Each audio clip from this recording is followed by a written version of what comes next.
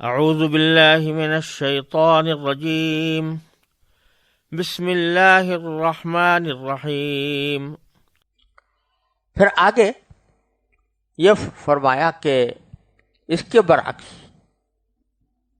جو شخص رسول اللہ صلی اللہ علیہ وسلم کی دشمنی پر کمر باندھ لے اور آپ کے مخالفت پر کمر باندھ لے، اس کا انجام کیا ہوگا؟ جو پیچھے واقعہ گزرا ہے بنو عبیرق کا، تو جس شخص نے یہ دھوکہ کیا تھا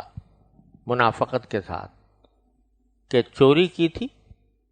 اور قرینے ایسے پیدا کر دیے تھے کہ لوگ اس کے بجائے ایک یہودی کو چور سمجھے اور اسی کو پھر سزا کا مستحق قرار دیا جائے۔ جب اللہ تبارک و تعالیٰ نے اس کا پردہ چاک کر دیا اور صورتحال واضح ہو گئی، تو اس نے سمجھا کہ اب میرا یہاں کوئی ٹھکانہ نہیں ہوگا، تو وہ فوراً چلا گیا اور جا کر مشرکین سے مل گیا، اور وہاں پر مشرکین سے مل کر وہیں پر رہنے لگا، اور بہت بری حالت میں اس کا انتقال ہوا، جس کے بارے میں متعدد روایتیں آئی ہیں۔ اللہ تعالیٰ ہر مسلمان کو اس سے حفاظت فرمائے۔ تو یہ آیت جو آگے آ رہی ہے، اس آیت کے بارے میں مفسرین نے یہ فرمایا ہے کہ اس میں براہ راست تو اشارہ اس کی طرف ہے جس نے رسول کریم صلی اللہ علیہ وسلم سے عداوت مول لے کر جا کر کفار کے ساتھ مل گیا اور مسلمانوں کے راستے سے الگ راستہ اختیار کر لیا، تو اصل اشارہ اس کی طرف ہے۔ لیکن جیسا کہ پہلے بھی میں عرض کر چکا ہوں کہ آیت خواہ کسی خاص واقعے میں نازل ہو، لیکن عام طور پر اللہ تبارک و تعالیٰ کا دستور یہ ہے کہ وہ اس خاص واقعے کی حد تک بات کو محدود نہیں فرماتے، بلکہ ایسے عام الفاظ استعمال فرماتے ہیں جو رہتی دنیا تک لوگوں کے لیے کارآمد ہوں۔ لہذا اس خاص واقعے کی طرف اشارہ تو ہو جاتا ہے، لیکن اس حکم کو جو بیان کیا جا رہا ہے اس واقعے کے ساتھ مخصوص تاکہ نہ سمجھا جائے بلکہ ایک عام حکم سمجھا جائے، اس لیے ایک عمومی شکل اختیار کی جاتی ہے۔ چنانچہ فرمایا وَمَن يُشَاقِقِ الرَّسُولَ،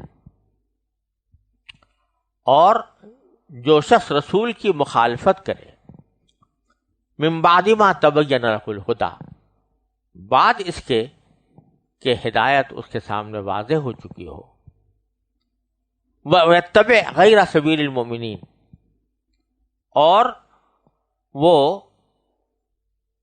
مسلمانوں کے راستے کے سوا کسی اور راستے کی پیروی کرے،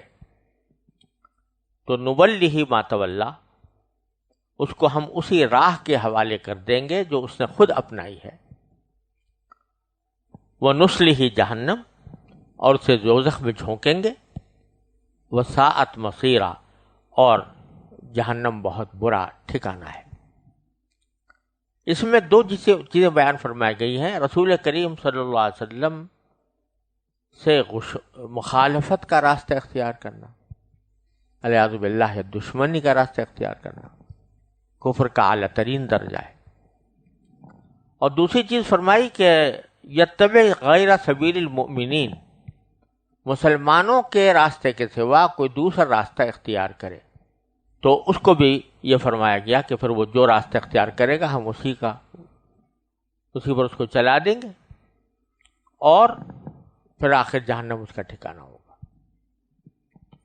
اس آیت کریمہ سے امام شافعی رحمۃ اللہ علیہ نے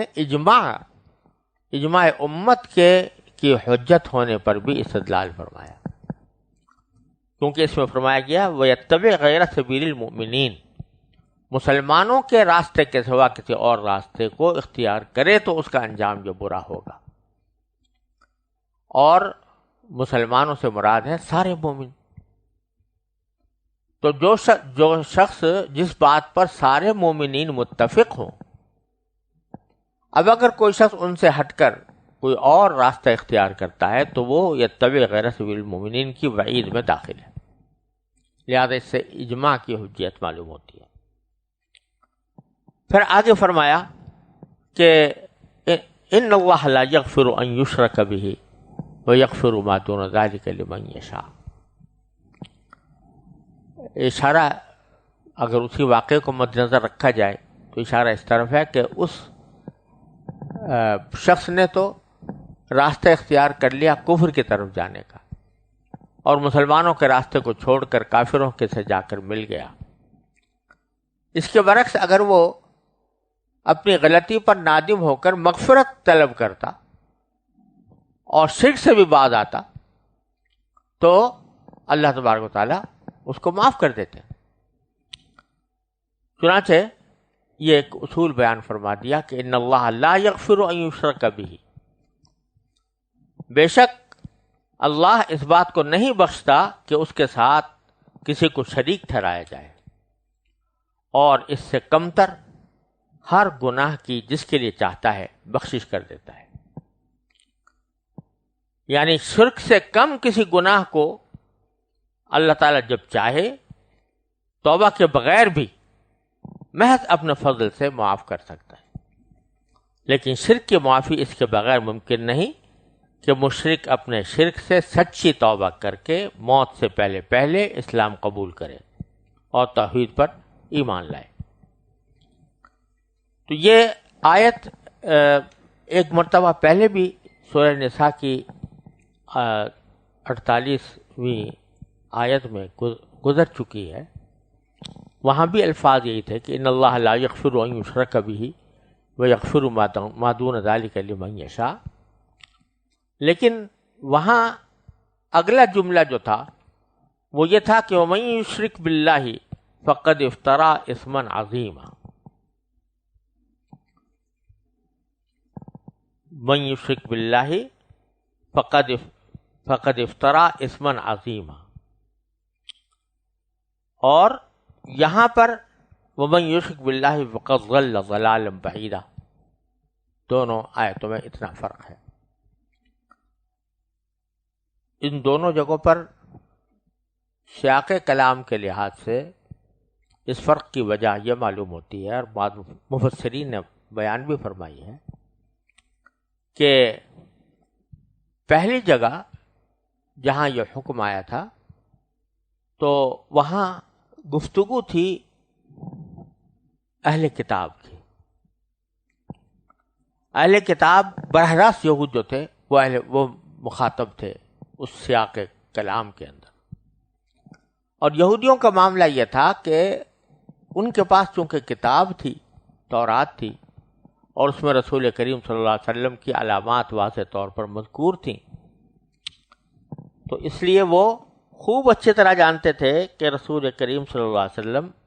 اللہ کے رسول ہیں، نبی آخر الزماں ہیں.